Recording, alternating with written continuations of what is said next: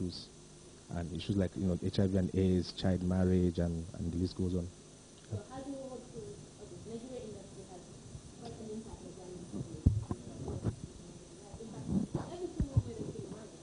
How do you hope to separate those two Nigerian movies from our own Gambian? Because sometimes even we can see local dramas, they tend to go a little upside to Nigerian. Thank you very much for that question. The Nigerian movie industry cannot be compared to the Gambia. I mean, in Nigeria, Nollywood produces 200 films per month, and they produce about 2,400 films in a year, and is worth $250 million. And that is just a budget for a film in Hollywood. Hollywood worth about 3.2 billion every year, and that also goes to Bollywood, and a lot of films are produced. But the Gambia movie scene or industry is coming up, and we had films in recent past like Banjo Cops was one of them. I was actually in Banjo Cops. I acted, I acted as Boy Nine. That was my first movie experience, and from there I was part of the crew that made the Mirror Boy. And Mirror Boy was a big hit internationally.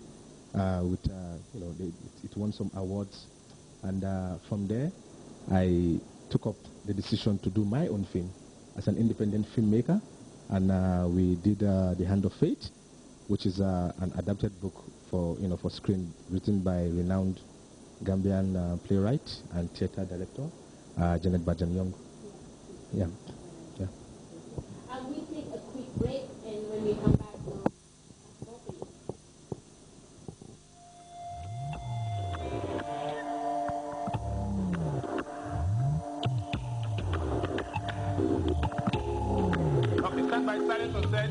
Sounds, action. Aminata was born to make us rich. I am going to marry off Aminata to a young man living in the land of the white man. What? That man you saw here brought the colonels in order to seek for her hand in marriage. No. This is madness.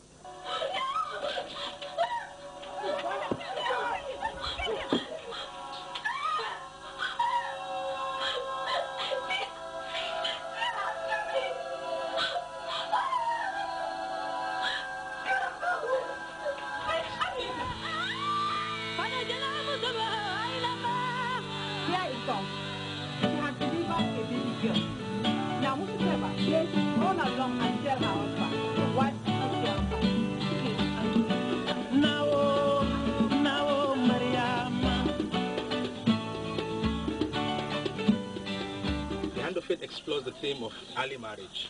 It explores this social justice issue about the empowerment of girls. Is it that the authority is quiet about the violations on the rights of the girl child, or it's just a cultural phenomenon that is widely accepted? Now, Aminata, young, brilliant girl, was almost dragged out of school to be sold out into early marriage. She's accepting colonels from a man in school. No. I mean,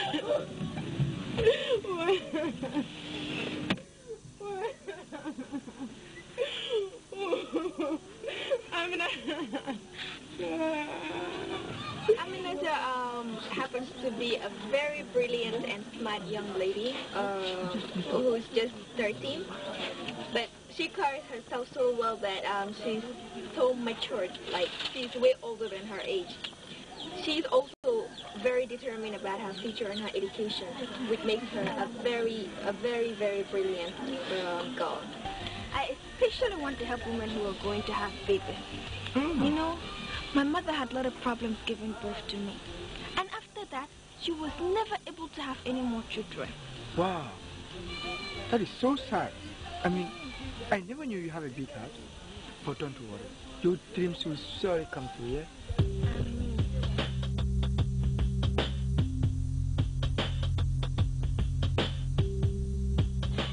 Momodu is a very manipulative guy in the movie. He go to any extent to get money for himself, to follow his own selfish ambition, even to the extent of getting his own niece married away to someone, an unknown stranger. Aminata is my daughter too, and I have her interest at heart. 14 is the best age for her to be married, after all. You got married to Fatmata when she was... I mean, the hand of fate is very thematic. We can see that from cultural perspective of early marriage and other stuffs as well. How would you describe your team, the team you had to work with, the characters you had, the people you had to work with in the movie? Let's just say I would want to establish my niche in doing social justice films that talk about day-to-day realities of life and what is happening in the communities. And because I come from a child rights background and development background, so I think this is an area I know very well, and a story I want to tell. That doesn't have one or two stories out there. And the issues of violence against women and girls is a very big issue. A lot of, as I'm talking to you right now, a lot of girls have been violated and sexually abused. And you realize from the scenes you've seen, Aminata and Momodu, who is John Njai, and also Aminata is Amara Makoli, have been nominated for the Nollywood and African Film Oscars Awards, otherwise known as the African Oscars, for their performance in the film. Wow, that's really hopefully good. they should be going there. The awards is on the 14th of September.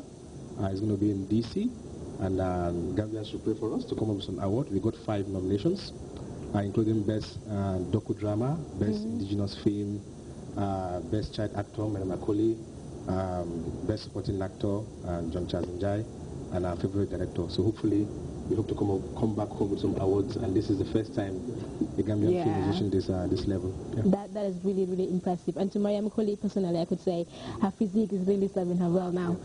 She's a petite size. Yeah. Internationally, how is the film marketing? Internationally, still Hollywood continues to dominate, followed by Bollywood, and of course... I mean, the Hand of Fate, to say, how is it marketed internationally? Okay, the Hand of Fate. The Hand of Fate, we did a stunning screening in the Gambia on the 1st of February this year, and from there we moved to Ethiopia, where we screened alongside the AU 50th anniversary. From there we did a screening in Scandinavia, Denmark, Sweden, Norway, and a lot of Gambians came out to support us in these countries, including our colleagues in Scandinavia. It was also screened in UNESCO as part of the UNESCO Africa Week. We're planning to have a screening in New York and also in DC in September. So internationally it's doing well, but the trend is the film is not yet out on DVDs, because I've been getting a lot of calls and comments. When's the film coming out? The problem is when the film comes out on DVD now, you know, we're going to, our Fuller brothers will take it up and, and do some piracy. Piracy. Yeah, so what we're doing is... There should be laws on piracy in the country by now. There are laws. Sila and I are part of the Collecting Society of the Gambia. Okay, great. And recently, you know, there have been some strict measures on that. So we are going to knock on doors of those doing some piracy and... So, okay, I tend to get my antennas up each time I hear something on legal justice, especially in laws. So how helpful are the piracy laws in the country? Well, I consider we have the best law in the sub-region, because it is, the collecting society is composed of the creative people. Those who do the creation, they control the collecting society. The law has been here since 2004. It was enacted in Parliament, and recently, May this year, we established the board members of the collecting society. So by 2014, I think we'll be going around to collect royalties. And since 2004, if somebody infringe your work, you can take him to court. Okay. But so many people don't know that there is law since 2004. Every time you talk to them, they say there is no copyright in the Gambia. Because it's not been properly used. Yes, exactly, and not been sensitized properly. So we have a copyright. We have a copyright law, and we have a collecting society that